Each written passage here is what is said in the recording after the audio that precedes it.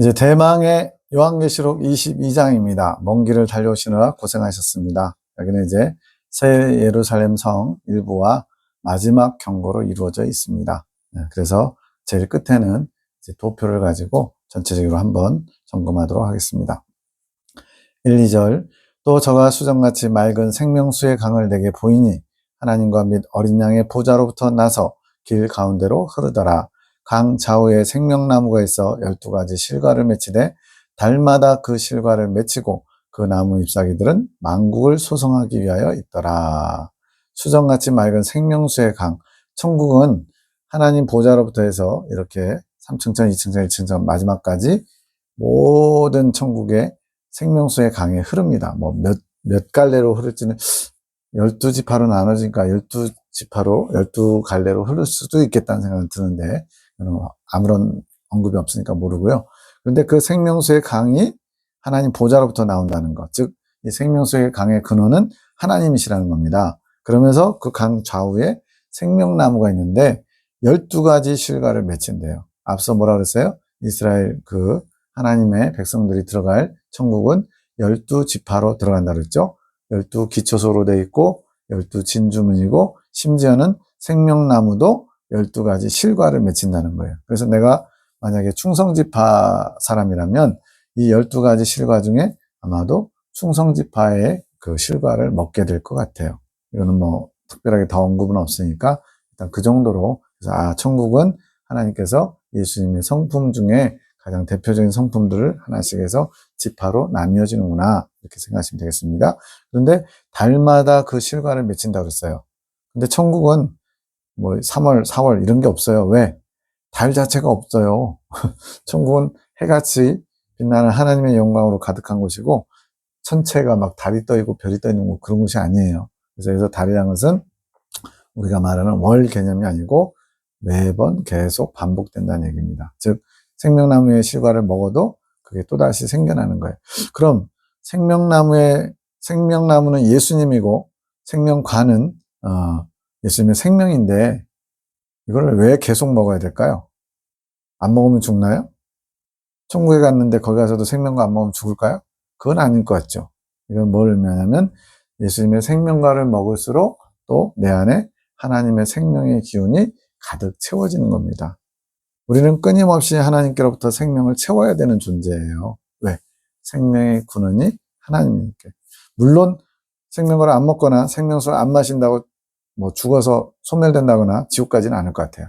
그렇지만 천국에 사는 동안에 늘 값없이 생명수의 강을 허락하신 것처럼 생명수와 생명의 나무의 실과를 먹음으로써 날마다 하나님의 생명을 누리는, 그래서 생명력이 넘친다는 건 무슨 의미겠어요? 하나님의 은혜와 평강과 하나님으로부터 공급되는 사랑이 넘치는 걸 의미하겠죠. 그래서 생명수가 의미하는 바도 있을 거고 생명과가 의미하는 바도 있을 텐데 이것은 가서 직접 경험해 보는 게 가장 좋긴 하겠죠. 근데 어쨌든 모두 다 하나님의 영과 어떤 하나 되는 느낌, 합일되는 느낌, 예수님을 먹고 마신다는 의미와 같은 것 같아요. 그래서 생명과를 먹음으로써 이것은 참고만 하세요. 영이 새로운 힘을 얻을 수 있고, 생명과는 하나의 양식 같은 개념이잖아요. 생명수를 마심으로써 우리가 이렇게 뭐 기분이 좀 막 이렇게 다운될 때 시원한 물 한 잔 마시면 좀 기분이 개운해지듯이 날마다 마음이 새로워져야 되는 거예요. 그래야 천국에서 영원히 주님과 같이 살죠. 그냥 어제와 오늘이 똑같고 그대로인 그런 삶이라면 좀 지겨워지겠죠. 그래서 날마다 새롭게 돼야 됩니다. 성도들의 심령 가운데 생명력이 넘치는 그런 천국의 삶을 허락하시기 위해서 생명수가 끊임없이 흐르고 또 생명과가 맺혀서 그것을 먹을 때마다 다시 한번 새로운 생명력으로 충만하게 채워지는 그런 경험을 할 것 같아요. 너무나 신나는 천국일 것 같아요. 안 가봤지만 이 땅에서도 맛볼 수 있어요. 생명과를 먹은 성도들. 이거는 교회시대 이긴 자들이라는 과목에서 나중에 다루겠지만 이 땅에 사는 동안에 하나님의 생명을 경험하는 사람들도 있습니다. 아주 극소수라서 주변에 없는 경우가 더 많겠죠. 자, 3절에서 5절. 다시 저주가 없으며 하나님과 그 어린 양의 보좌가 그 가운데 있으리니 그의 종들이 그를 섬기며 그의 얼굴을 볼 터이요 그의 이름도 저희 이마에 있으리라. 자, 하나님과 어린 양의 보좌 가운데 있고 그의 종들이 그분들을 섬기는데 이 종들이 누구냐? 그의 이름이 이마에 있다. 일단 천국 들어가는 백성들도 다 포함되는 거긴 하지만 여기서는 특별히 이마에 예수님의 이름 또 하나님의 이름이 있다는 거 보니까 누구겠어요? 계시록 3장 12절과 14장 1절이 짝인데 하나님의 입맞은 종들을 가리키는 겁니다. 즉 새 예루살렘 성에 들어갈 땅에서 구속함을 얻은 자들을 표현하는 거라고 알 수 있어요. 다시는 밤이 없을 것이다. 등불과 햇빛이 쓸데없다. 주 하나님이 저희에게 비춰주시기 때문에 저희가 세세토록 왕노릇하리로다. 잊을만 하면 왕노릇한다는 얘기가 나오죠. 자, 우리는 천국 가서 다 왕노릇하는 게 아니고 바로 이마에 하나님의 이름과 어린 양의 새 이름이 기록된 어린 양의 신부 교회 시대 이긴 자들 14만 4천 명이 왕노릇하는 겁니다. 그러면 땅에서 지상에 천년왕국 때만 왕노릇하는 줄 알았더니 천국 가서도 왕노릇하네요. 천국에서는 이제 일반 백성들이 누구겠어요? 바로 천국에 들어온 영혼들이겠죠. 다 부활체를 입었을 거고 이때쯤에는. 그러면 거기서 왕노릇한다는 건 이 땅에서처럼 대접받고 거만하게 막 이런 걸까요? 그런 천국이라면 가는 것을 좀 주저하지 않겠어요? 여기서 왕 노릇한다는 것은 거만하게, 이 땅에서는 섬김을 받는 게 왕이지만 천국은 오히려 섬길 때 기쁨이 있고 섬김으로써 큰 만족과 기쁨이 넘치는 곳이 천국이에요. 마치 거꾸로 된 것 같아요. 그래서 여기서 왕 노릇하는 것은 이 땅의 기준이 아닙니다. 오히려 하나님의 큰 사랑을 받은 자들로서 그 사랑을 베풀어주는 그런 섬김의 자리에 있는 게 왕일 것 같아요. 확인은 가서 해보자고요. 네. 자, 마지막 경고, 이제 6절에서 21절로 드디어 경고하고 끝나게 됩니다. 6, 7절. 또 그가 내게 말하기를 이 말은 신실하고 참된지라 주 곧 선지자들의 영의 하나님이 그의 종들에게 결코 속히 될 일을 보이시려고 그의 천사를 보내셨도다. 보라, 내가 속히 오리니 이 책의 예언의 말씀을 지키는 자가 복이 있으리라 하더라. 결코 반드시 속히 될 일. 또 예수님도 내가 속히 오겠다. 근데 우리는 별로 그렇게 속히 오실 것을 기대하지 않는 것 같아요. 좀 더디 오시옵소서. 마라나타 하는데 안 마라나타 이러고 있어요. 왜 그럴까요? 이 땅의 삶이 좋아서 또는 이 땅에서 누리고 있는 것을 포기하기 싫어서 그런 경우가 많죠. 근데 정말로 막 죽고 싶을 정도, 자살 충동이 날 정도로 힘들면요. 아멘 주 예수 오시옵소서 그래요. 그런데 이 땅에서 힘들어서 먹고 사는 게 힘들어서 아멘 예수에 오시옵소서 이거 하고 그냥 이 땅의 어떤 권리와 삶을 포기하고 주님의 오심을 간절히 원하면서 주님을 맞이할 준비한 사람하고 삶의 모습이 180도 다르겠죠. 우리는 이 땅에서 기대할 것이 없어서 또는 내 뜻대로 안 돼서 낙심해서 주님을 구하는 게 아니라 이 땅에서 누릴 수 있는 것들을 과감히 포기하고 그보다 더 좋은 예수님을 소유하기 위해서 우리는 예수님을 바라보며 나아가야 됩니다. 그러면서 경고의 말씀이 뭐예요? 이 책의 예언의 말씀을 지켜라. 1장에서도 비슷한 말씀이 있었어요. 이 예언의 말씀을 읽고 듣고 지키는 자가 복이 있다 그랬어요. 근데 여기서는 왜 그냥 읽고 듣고가 빠졌을까요? 22장까지 왔잖아요. 읽고 들었잖아요. 이제는 뭐만 남았어요? 지키는 일만 남았어요. 주님은 이 말씀을 물론 정도는 해야 됩니다. 진리 정도는 해야 돼요. 지금 진리 정도는 안 돼가지고 전부 다 자기가 가지고 있는 부분적인 사상을 가지고 완전히 요한계시록을 너덜너덜하게 만들었어요. 자기가 깨달은 거, 큰 깨달은 건 그냥 진리냐 막 강력하게 막 주장하고요. 자기하고 다른 얘기하면 막 잘못됐다고 비난하고 그래요. 근데 겸손하게 주님의 말씀을 겸손하게 내 생각, 내 뜻 다 내려놓고 주님의 성령의 이끄심을 따라 성령께서 조명하여 주셔야만 제대로 깨달을 수 있거든요. 근데 성령님을 조명하는 것뿐만 아니고 내 영이 성장해야 돼요. 성장해야 하나님의 말씀을 온전히 알 수 있고 받을 수가 있거든요. 똑같은 상황이라도 영이 어린 사람과 영이 성장한 사람은 하나님 말씀 받는 게 달라요. 그래서 천국 갔다 오신 분들, 입신하신 분들 보면요. 높이 성장하신 분들이나 신학적인 지식을 가지고 계신 분들이 복온 거하고 그냥 어떻게 하다가 예수님 믿자마자 하나님의 은혜로 입신 체험한 사람하고는 완전히 달라요. 네, 똑같은 장면을 봐도. 그래서 이 책의 예언의 말씀을 잘 정돈하되 더 중요한 것은 지키는 게 더 중요합니다. 8, 9절. 이것들을 보고 들은 자는 나 요한이니 내가 듣고 볼 때 이 일을 내게 보이던 천사의 발 앞에 경배하려고 엎드렸더니 저가 내게 말하기를 나는 너와 내 형제 선지자들과 또 이 책의 말을 지키는 자들과 함께 된 종이니 그리하지 말고 오직 하나님께 경배하라 하더라. 무슨 데자뷰 현상 같아요. 20장에서 그랬나요? 그때도 사도 요한이 경배하려고 했어요. 왜 그런다고요?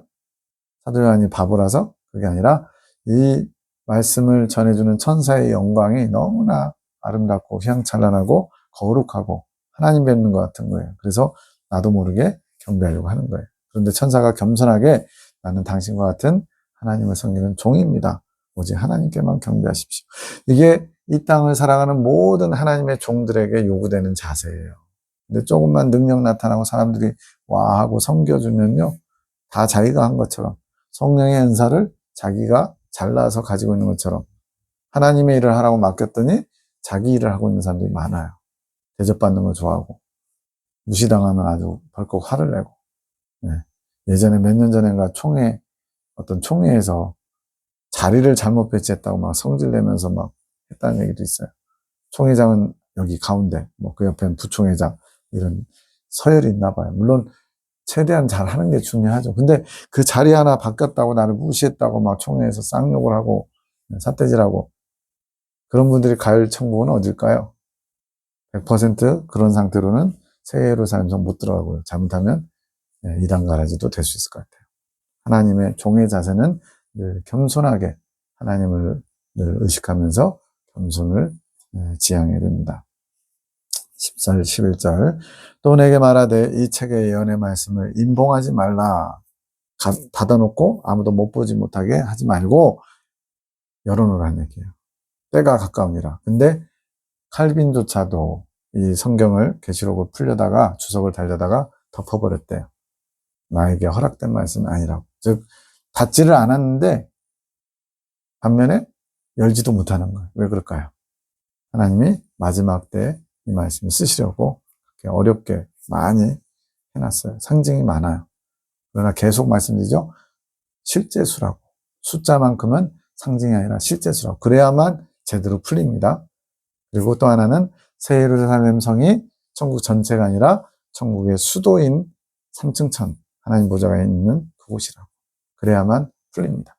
14만 4천 명이 구원받은 모든 사람들의 상징수가 아니고 특별히 이스라엘 지파 중에서 인을 맞은 선택받은 어린 양의 신부들, 교회 시대 이긴 자들이라는 거. 이 서너 가지만 정확하게 머릿속에다 염두에 두고 계시록을 보시면 아주 질서정연하게 조금도 오차 없이 잘 풀립니다. 막 꽈놨어요, 막. 네, 어려워요.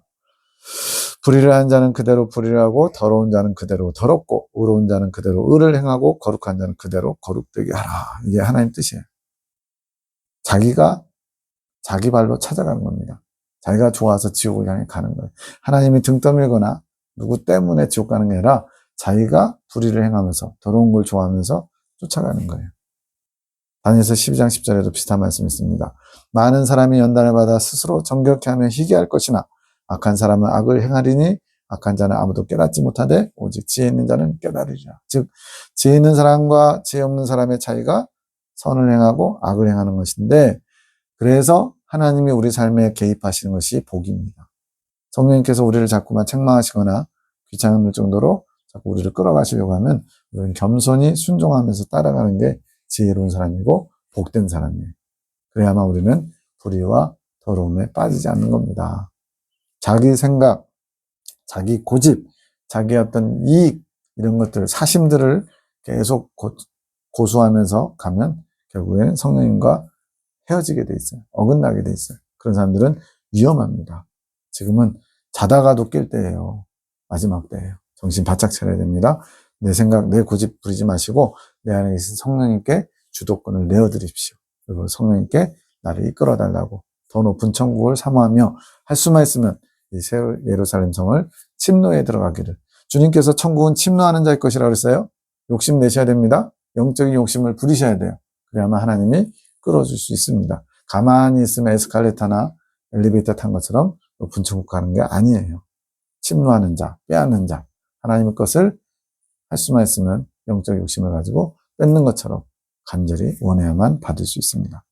12, 13절 보라 내가 속히 오리니 내가 줄 상이 내게 있어 각 사람에게 그의 일한 대로 갚아주리라. 행한 대로 갚아주시는 거. 선을 행하든 악을 행하든 그걸 그대로 심판의 때에서 하나님이 다 갚아주시는 거예요. 그러면 심판 때를 면제받은 13만 4천 명 어린 양의 신부들은요. 하나님 보시기에 최고의 삶을 살았기에 그렇게 면제받는 겁니다. 대환란을 통과하지 않고도 거룩에 이르렀기 때문에. 우리는 이 행한 대로 갚으시는 하나님을 두려워해야 돼요. 경외해야 돼요. 나는 알파와 오메가요. 처음과 나중이요. 시작과 끝이라. 세 가지가 다 나왔어요. 네. 모든 것이 하나님의 주권 아래에 있습니다. 14절 15절 그 두루마기를 빠는 자들은 복이 있으니 이는 저희가 생명나무에 나아가며 문들을 통하여 성에 들어갈 권세를 얻으려 함이로다. 여기서도 지금 새 예루살렘 성을 중심으로 얘기하고 있어요. 두루마기는 뭐야? 옷이죠. 자기 옷입니다. 자기 옷, 자기 행실을 잘 빠는 자가 복이 있대요. 그래야만 생명나무 그리고 문들, 12진주문, 새 예루살렘 성문을 통해서 거룩한 성, 새 예루살렘 성, 수도 3층천에 들어갈 권세를 얻을 수 있다는 거예요. 즉 어린 양의 신부들은 이 자기 행실을 빠는 일을 열심히 잘한 거예요. 그렇지 않은 사람들은 개들, 술객들, 행음자들, 살인자들, 우상숭배자들, 거짓말 좋아하며 지혜내는 자마다 성 밖에 있다. 이렇게 보니까 진짜로 성은 완전히 천국이고 그 외에는 다 지옥 같죠. 네. 성 밖은 지옥도 해당되지만 새 예루살렘 성이 아닌 만국도 성 밖이에요. 그래서 이런 식으로 하나님이 감춰놨기 때문에 저절로 새 예루살렘 성이 천국 전체인 것처럼 해석하게 돼 있어요. 근데 분명히 만국이 그 빛 가운데 다닌다라고 21장에서 조명을 했죠. 교회 시대 동안에 자기 행실을 빨아서 정결케 된, 즉 예수님이 오시기 전에 신랑을 맞이할 준비를 다 한 분들, 그분들의 특징이 뭐냐? 성령을 상징하는 기름통불을 날마다 채우신 거예요. 즉 성령님을 날마다 구하면서 성령님의 이끄심을 따라 순종함으로써 거룩을, 정결을 이루신 분들입니다. 그들에게 생명나무의 과실을 먹고 새 예루살렘 성에 들어갈 권세도 허락하시는 거예요. 그렇지 않으면 죄를 해결하지 못함으로 지옥행이 되겠죠. 개들은 뭘까요? 개들. 멍멍 짖는 개일까요? 술 먹으면 개 되는 사람들일까요? 하나님 보시기에 개. 말 그대로 짐승 말하는 겁니다. 짐승. 이성 없는 짐승. 양심에 화인 맞은 자. 대표적인 짐승들이 있었죠? 7머리, 10뿔 짐승, 2뿔 짐승. 또 땅에 옮겨들인 작은 짐승들. 16절 나 예수는 교회들을 위하여 내 사자를 보내어 이것들을 너희에게 증거하게 하였다. 천사들을 보내서 이제 모든 것을 증거했다는 거예요. 나는 다윗의 뿌리요 자손이니 곧 광명한 새벽별이다. 뿌리는 근원자죠. 다윗보다 이전에 있었던 분이시면서 또한 자손, 다윗의 자손으로 오셨다. 메시아라는 얘기입니다. 네. 하나님이시자 메시아라는 얘기예요. 그분께서 광명한 새벽별이라고 소개한 것은 어둠을 몰아내고 빛의 나라, 하나님의 영광이 태양처럼 연기를 다 비치잖아요. 이렇게 마치 새벽을 밝히는 새벽별처럼 어둠 속에서 여명을 만들어가는 새벽별처럼 빛의 나라를 건설하시겠다는 주님의 포부가 담긴 게 광명한 새벽별이에요. 이 예수님께서 천사에게 이 메시지를 주시고 천사가 사도 요한에게 주시고 사도 요한이 또 소아시아 7교회 보내주시고 소아시아 7교회 목회자들과 오늘날 우리에게까지 모든 교회 사역자들에게 모든 성도들에게 증거토록 거기에 핵심이 뭐냐? 이기는 자는 이러이러한 복을 준다. 그게 결국은 새 예루살렘 성에 들어가는 복이에요. 12가지의 복인데 그게 다 하나님이 원하시는 이긴 자의 분량에 이르신 분들이 받게 되는 12가지의 복입니다. 모든 게 다 통일되어 있어요. 성전에 기둥이 되게 해주신다고 그러고 생명이 생명체에서 지워지지 않는다고 그러시고 흰 옷을 입혀주신다고 그러고 흰 돌과 만나와 새벽별 다 예수님의 생명이거든요. 생명과 예수님의 생명과를 이 땅에서 먹게 해주신다는 약속입니다.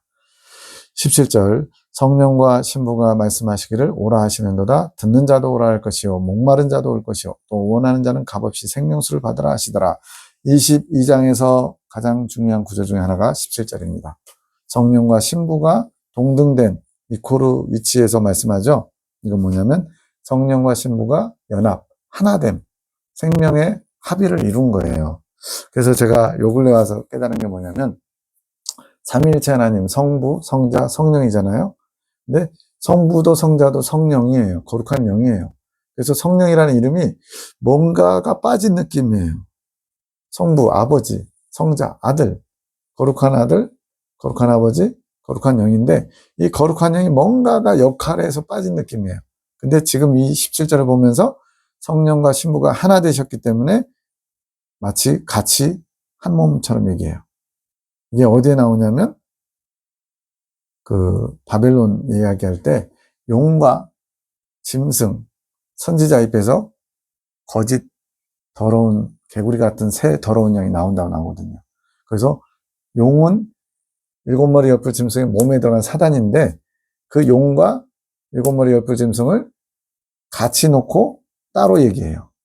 좀 복잡하죠? 그처럼 성령과 신부가 말씀하신다고 했을 때 성령과 신부가 동등한 위치라는 것은 성령과 신부가 연합돼서 한 몸을 이뤘기 때문에 이런 표현이 들어가는 거예요. 그래서 성부, 성자, 성령의 자리에 마치 어린 양의 신부가 삼일체 연합의 자리에 한 몸을 이루는 것처럼 이게 신인 합일의 경지. 이걸 깨닫고는 너무나 또 감격했거든요. 성부, 성자, 성처, 거룩한 아내 또는 그 아버지 입장에서 성부, 며느리 부자, 성부, 성자, 며느리 부 이렇게 삼위일체 물론 성령은 같이 포함돼서요. 이거는 참고만 하시기 바랍니다. 제가 그걸 깨닫고는 우리에게 이렇게 삼위일체 연합의 비밀에 우리를 포함시켜 주려고 물론 이거는 지금 이 14만 4천 명을 얘기하는 겁니다. 저희들 다 얘기하는 게 아니고 그런 영광의 자리를 피조물에게 허락하셨다고 이것이 너무나 놀라운 거예요. 묵상해 보시기 바랍니다. 이단 얘기를 하는 게 아니에요. 분명히 성경은 예수님이 내가 그에게로 들어가 그로 더불어 먹고 그는 나로 더불어 먹으리라 그랬는데 이게 바로 신인 합일의 경지거든요. 우리는 예수님 믿으면 다 그렇게 신인 합일의 경지에 처음부터 들어가는 줄 아는데 아닙니다. 지성소의 문을 열어야 돼요. 내 마음의 성소의 지성소의 문을 열어야 성령께서 나 안에 들어오시고 우리 또한 예수님의 지성소 안으로 들어가서 생명을 취해야 되거든요. 어쨌든 성부, 성자, 성령의 삼일체 연합에 우리 어린 양의 아내를 하나 한 자리에 끼워주는 그런 느낌. 그게 이 17절의 의미와 일맥상통해요. 듣는 자도 올 것이고 목마른 자도 올 것이고 원하는 자는 값없이 생명수를 받으라. 생명수가 지금 하나님 보좌로부터 천국 전체를 적시면서 흐르잖아요. 이 천국 전체가 어린 양의 신부에게 지창금이라고 부르는 게 맞는지 모르겠지만 어린 양의 신부에게 주어진 거예요. 천국 자체가 하나님 아버지와 어린 양의 것인데 어린 양이 자신의 것을 신부에게 또는 성부가 신부에게 주신 거예요. 그래서 천국을 유업으로 받은 겁니다. 그런데 이 유업을 혼자 다 독차지하는 게 아니라 새 예루살렘 성은 하나님이 신부들에게 허락하신 그런 땅이고 그 밑에 있는 만국 2층천과 2층천은 지금 목마르고 원하는 자 와서 받으라고 초청하고 있어요. 이게 바로 어린 양의 혼인잔치의 주인공인 어린 양의 신부가 하객들을 초청하는 장면입니다. 뭔가 이렇게 그림이 막 그려지지 않으세요?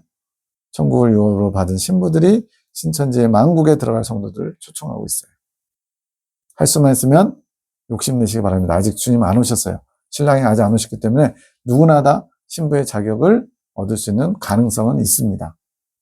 몇 년이 남았는지 얼마나 남았는지 모르지만 열심히 신부로서 초청하는 자가 되기를 소원하면서 달려가시길 축복합니다. 18, 19절 내가 이 책의 예언의 말씀을 듣는 각인에게 증거하노니 만일 누구든지 이것들 외에 더하면 하나님이 이 책에 기록된 재앙들을 그에게 더하실 터이요 만일 누구든지 이 책의 예언의 말씀에서 제하여 버리면 하나님이 이 책에 기록된 생명나무와 및 거룩한 성의 참여함을 제하여 버리시리라. 요한계시록이 워낙 어렵다 보니까 복잡하다 보니까 정말 각종 해석들 정말 기가 막힌 해석들 아까 저번에 말씀드렸죠?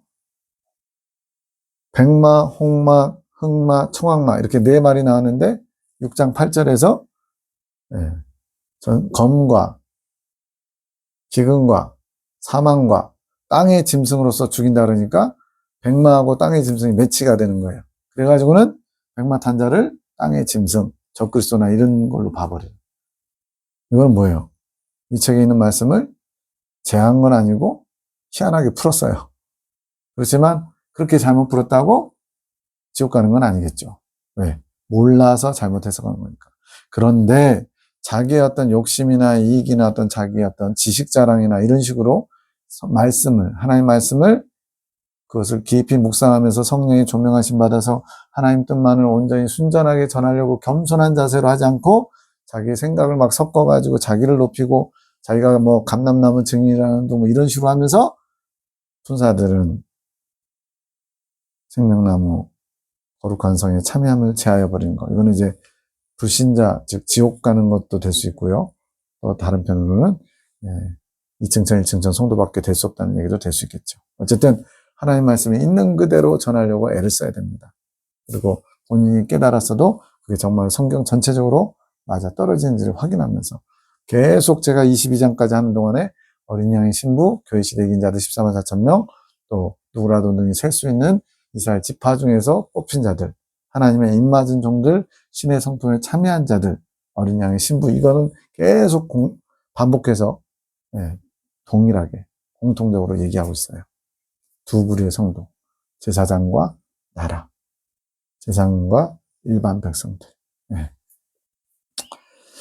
마지막입니다. 20절, 21절. 이것들을 증거하신 이가 가라사대 내가 진실로 속히 오리라 하시거늘 아멘 주 예수여 오시옵소서. 이게 이제 우리가 잘 아는 마라나타입니다. 마라나타 신앙. 주 예수여 내가 모든 자들에게 있을지어다. 아멘. 진정한 마라나타 신앙은 뭐냐? 예수님의 오심을 정말로 간절히 사모해야 됩니다.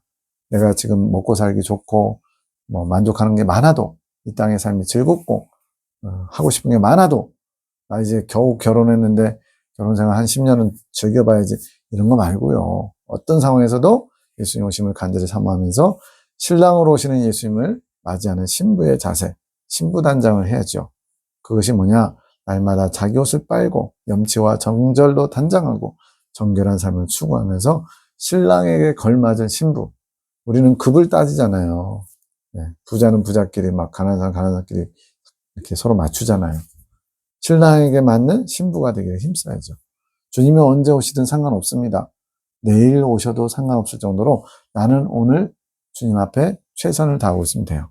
그것이 항상 기름등불을 날마다 채우는 것을 하는 거예요.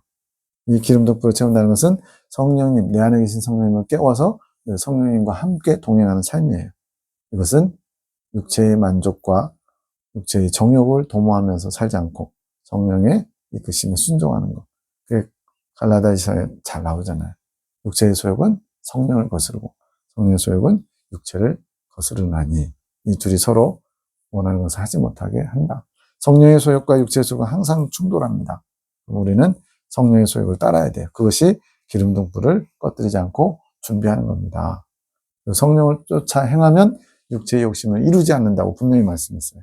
우리가 육체의 죄 때문에 정욕적인 삶 때문에 괴롭습니까? 성령의 소욕을 쫓아 행하시면 자동으로 육체의 소욕은 약해지거나 무너지게 돼 있어요. 이것이 비결입니다. 자, 이렇게 해서 요한계시록 다 마쳤고요. 마지막으로 도표를 통해서 요한계시록 전체를 한번 보도록 하겠습니다. 자, 다니엘서 71회에서 69일에까지 다 지나간 다음에 이스라엘 백성들이 예수님을 십자가에 못 박아 죽임으로써 하나님도 이스라엘 백성들 버렸어요. 이스라엘 백성들이 버림받은 교회 시대 동안에 두 종류의 성도를 하나님 모으십니다. 그게 바로 계시록 7장에서 이스라엘 각 지파 중에서 선택받은 12,000명씩 14만 4천 명, 입맞은 종 14만 4천 명과 누구라도 능히 셀 수 없는 큰 무리 가운데 하나인 이방인들의 구원받는 수를 채우는 거예요. 그것은 로마서 11장 25절에서 26절에 나옵니다. 이렇게 해서 교회 시대 동안에 이방인들이 구원받고 또 하나님의 어린 양의 신부, 교회 시대 이긴 자들 14만 4천 명이 채워지면 이제 예수님이 공중강림하셔서 그들을 데려가십니다. 이게 휴거 사건이에요. 데살로니가전서 4장 16절 17절에 공중으로 끌어올린다 이런 표현이 있거든요. 그래서 이게 없다라고 하는 분들이 있는데 없다라고 하는 근거가 뭔데요? 그냥 자기네들 마음대로 막 풀었어요. 아닙니다. 분명히 공중으로 끌어올린다고 그랬으니까 문자주의도 문제지만 문자주의로 봐야 될 때는 문자주의로 보셔야 돼요. 공중으로 끌어올린다고 했을 때 그것이 휴가 사건이고 그들이 대환란이 진행되는 동안에 예수님과 함께 시온산에 서 있는 거예요. 그 내용이 바로 계시록 14장에 나오는 겁니다. 이 순서로 보면은 자, 1장은 서론이에요. 그래서 인사말하고 사도 요한의 형편을 얘기합니다. 반모섬에서 이 편지를 쓰고 있는 거예요. 그러면서 대상이 누구냐? 2장과 3장에 소아시아 7교회 편지 보내는 거예요. 에서, 버두, 사빌라. 그래서 교회 시대 동안에 하나님께서 이기는 자가 되라고 그 밑에다가 7번씩이나 반복해서 귀 있는 자는 성령이 교회들에게 하신 말씀을 들을지어다 그러면서 이긴 자가 되어다오라고 하나님이 촉구하시는 내용이 2장과 3장에 있어요. 그럼 이제 교회 시대가 끝나고 4장에서 대환란 들어가야 되는데 4장은 대환란을 집행할 천상낙원 본부. 그래서 하나님 보좌가 있고 네 생물이 둘러싸고 있고 24장로가 바치고 있고 그 앞에 시위한 7천사장, 7영이라고 나옵니다. 7천사장이 서 있고 그렇게 본부의 모습을 보여주고요. 5장에서 시작하나 봤더니 5장은 예수님께서 어린 양으로 등장하셔서 인봉한 책을 떼시기에 합당하시다는 그런 말씀을 나눕니다. 즉 대환란을 집행할 총지휘자, 지휘관 예수님을 5장에서는 마치 포커스를 더 맞춘 것처럼 예수님을 보여줘요. 6장에서 시작하나 봤더니 6장도 대환란이 직접 시작하는 게 아니고 대환란이 봉해져 있는 심판의 책을 7개의 봉인이 딱 봉인돼 있어요. 그걸 떼어야 심판이 시작되는 겁니다. 그래서 하나의 인을 뗐더니 백마바람, 즉 공의로 심판하는 바람. 하나님이 대환란 전체가 공의예요. 하나님의 공의예요. 공의는 뭐냐? 하나님 뜻대로 사는 자에게는 상을 주시고 하나님을 거스르고 거역한 자들, 음행하는 자들은 벌을 주시는 게 하나님 공의거든요. 대환란 전체가 공의입니다. 백마는 공의로 심판하는 바람. 두 번째 말 홍마는 전쟁으로 심판하는 바람. 세 번째 말은 흑마, 기근으로 심판하는 바람. 네 번째 말은 청황마, 사망으로 심판하는. 여기서 사망은 뭐 여러 가지 전염병 위주로 설명할 수 있는데 어쨌든 이런저런 걸로 죽는 걸 말하죠. 그렇게 해서 4개의 바람이 지나가고 다섯 번째는 뭐냐? 순교자들이 많이 등장한다는 것을 다섯째 인을 떼면서 순교자들이 우리의 피를 신원해달라고 요청하는 내용이 나오고요. 여섯째 인은 천재지변, 각종 천재지변. 당연히 마지막은 더 그렇고 이 사이에도 여러 가지 천재지변들이 있겠죠. 천재지변으로 심판하시는 내용이 나오고요. 일곱째 인을 떼니까 드디어 봉인된 책이 다 떼진 거예요. 그래서 확 열리면서 드디어 본격적인 대환란이 시작돼야 되는데 6장에서 6째 인까지 떼고 7장, 7번째 인을 떼야 되는데 7번째 인은 8장에 나와요. 그럼 7장은 뭐냐? 그걸 보충계시라고 하는 겁니다. 보충계시는 뭐냐? 삽입되어 있는 거예요. 흐름상 빼도 사건의 흐름엔 전혀 지장이 없어요. 그래서 보충계시의 특징은 사건에 이렇게 쭉 계시록은 철저하게 시간적 순서로 진행되거든요. 앞으로 갔다 뒤로 갔다 안 해요. 근데 보충계시만큼은 앞으로 가거나 뒤로 갈 수도 있어요. 시간에 매이지 않습니다. 그래서 보충계시예요. 그래서 6장에서 6장 떼고 7번째는 떼는 게 8장에서 나왔다는 얘기는 7장이 보충계시라는 얘기고 7장이 왜 보충계시가 들어갔냐? 8장 7절부터 이제 나팔, 첫 번째 나팔이 부러지면서 대환란이 시작되는데 대환란이 시작되기 전에 교회 시대를 두 부류의 성도로 정리한 거예요. 아까 이미 말씀드린 대로 하나님의 입맞은 종 14만 4천과 이방인들 중에 구원받는 수를 채우는 것을 7장에서 보여주는 거예요. 즉 하나님의 관심이 교회 시대 동안에 뭐에 있는지를 보여주는 겁니다. 우리는 잘생긴 사람, 돈 많은 사람, 능력 있는 사람 이런 거에 관심을 갖잖아요. 하나님은요.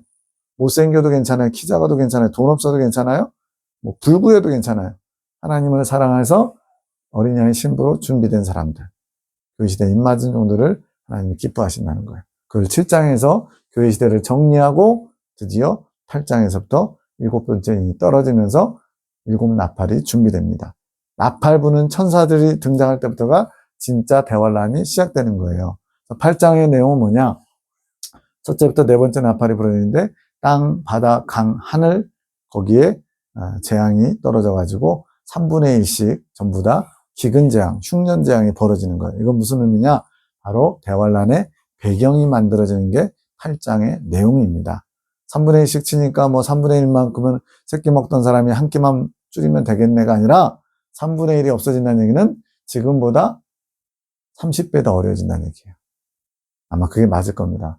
IMF 때 많은 기업들이 도산했잖아요. 그거보다도 훨씬 더 어려운 시대가 올 거예요. 왜냐하면 전 세계적으로 오거든요. IMF는 우리나라나 몇 나라만 그랬잖아요.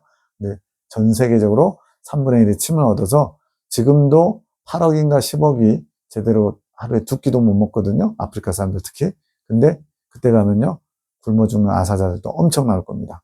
3분의 1 기근 재앙이 첫째부터 네 번째 나팔로 전 세계적으로, 전방위적으로 일어나는 게 대환란의 배경을 만드는 거예요. 9장은 무슨 내용이냐? 다섯째 나팔과 여섯째 나팔이 9장에서 벌어집니다. 다섯째 나팔은 하나님의 특별하신 허락하심 하에 무적행에 있는 악령들이 모조리 다 올라올 수 있도록, 거기서는 황충재앙이라고 표현됩니다. 악령들의 모습이 묘사되고 있고요.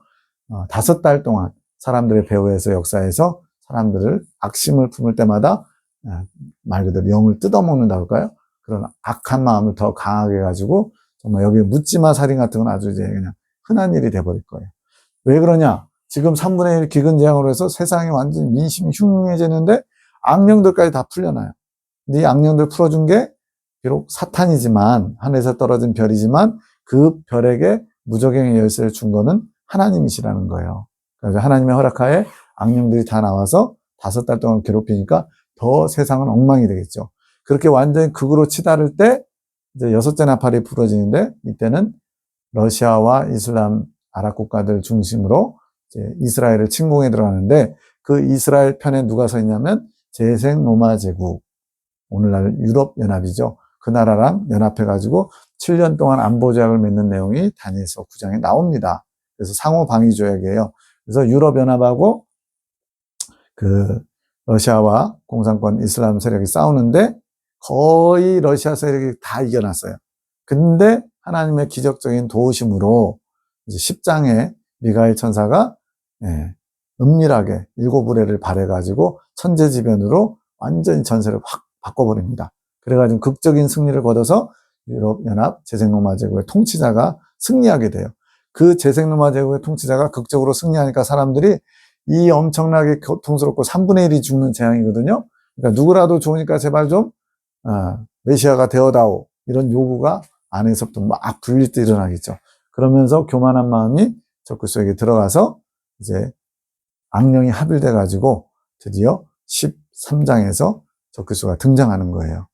이 전쟁의 양상을 에스겔 38장에서 자세하게 어떤 나라들이 참여하는지 또 어떻게 진행되는지가 나옵니다. 그래서 계시록 10장에서 미가엘 천사가 7의뢰를 발하고 작은 책이 하나 나와요. 근데 그 작은 책은 인봉해 놓고 보여주지 말래요. 그러면서 그 작은 책을 갖다 먹는데 입에서 쓰게 된다는 거예요. 입에서 달고 배에서는 쓰게 되는 거. 그게 바로 이 전쟁으로 말미암아 기독교 국가 세력인 재생로마 제국이 이겼으므로 입에서는 꿀같이 달았는데, 나중에는 재생로마 제국의 통치자가 적그리스도로 등장하기 때문에, 그것 때문에 이제 기독교인들이 핍박받고 박해받고 순교당하는 것을 알게 된 사도 요한의 배에서는 쓰게 되었다. 이거는 앞뒤 전후 문맥을 다 알지 못하면 결코 이해할 수가 없죠. 10장의 내용이 그겁니다. 그리고 11장에서는 이 전 3년 반 동안에 하나님의 계획이 육적 이스라엘 백성들을 구원하시는 데 있어요. 그래서 두 감람나무 증인을 세우셔서 이 전 3년 반 동안에 이제 이 이스라엘 백성들을 민족적으로 다 예수님을 메시아로 인정하고 민족적인 회개를 이루어서 양육하는 내용이 11장에 나옵니다. 어느 정도 강력하냐면 하늘에서 불이 내리고 강에 피가 되게 하고 또 기근을 3년 동안 비 오지 못하게 하고, 이런 엘리야와 모세가 행했던 기적들을 행하면서 모세와 엘리야의 심령으로 이스라엘 백성들을 잘 양육하는 내용이 11장에 나오는 거예요.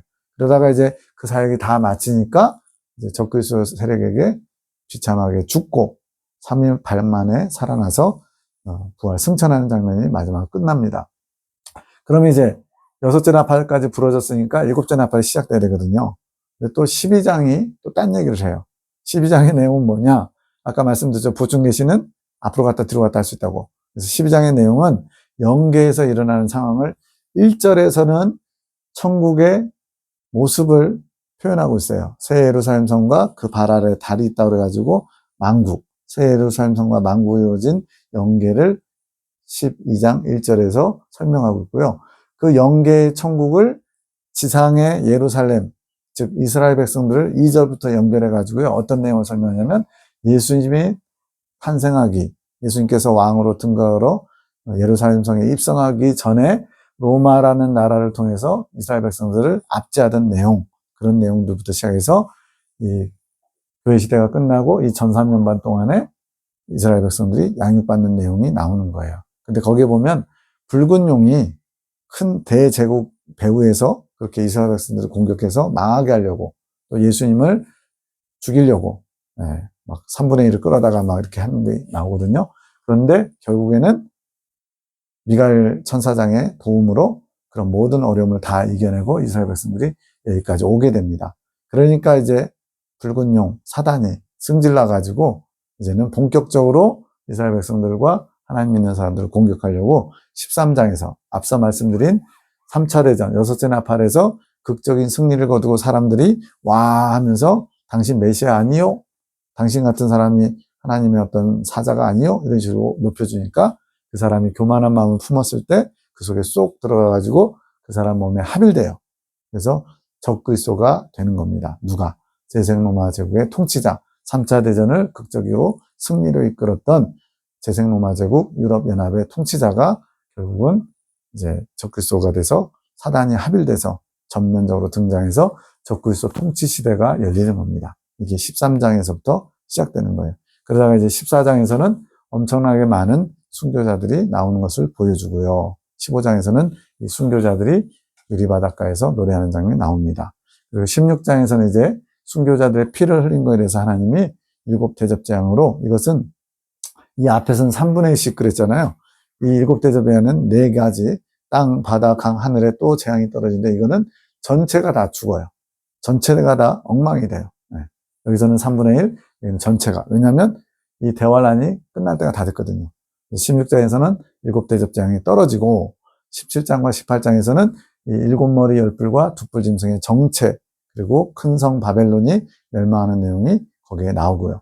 드디어 19장에서는 이제 예수님이 때가 돼서 백마군대와 함께 내려오게 됩니다. 그래서 백마군대의 정체가 누구냐?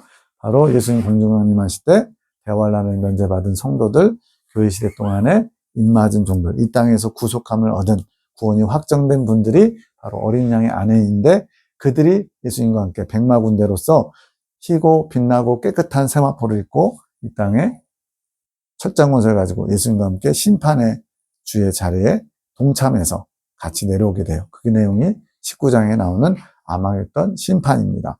그러고 나서 20장에서 천년왕국에 대해서 사단이 천년 동안 잡히는 바람에 이 땅에서 살아남은 그리스도인들 중에서 극적으로 소수로 살아남은 사람들이 다시 처음에 에덴 동산처럼 하나님께서 허락하셔서 천년 동안 에덴 동산과 같은 이번에는 완벽한 하나님 나라가 이 땅에 도래하죠. 그런데 이 천년이 끝날 때쯤에 다시 한번 또 마귀가 풀려나가지고 천년왕국에서 태어난 백성들을 연단받아 정결케 해서 하나님 백성들이 구원의 숫자가 다 채워집니다. 그러고 나서는 천년왕국이 다 끝났으니까 이제 더 이상 물질계가 필요 없어요. 물질계가 소멸되고 영계의 심판대가 있는 영역, 천국도 지옥도 아닌 심판대가 있는 영역에서 백보자 심판이 진행되고 그 백보자 심판을 통해서 드디어 하나님의 백성들이 다 채워집니다.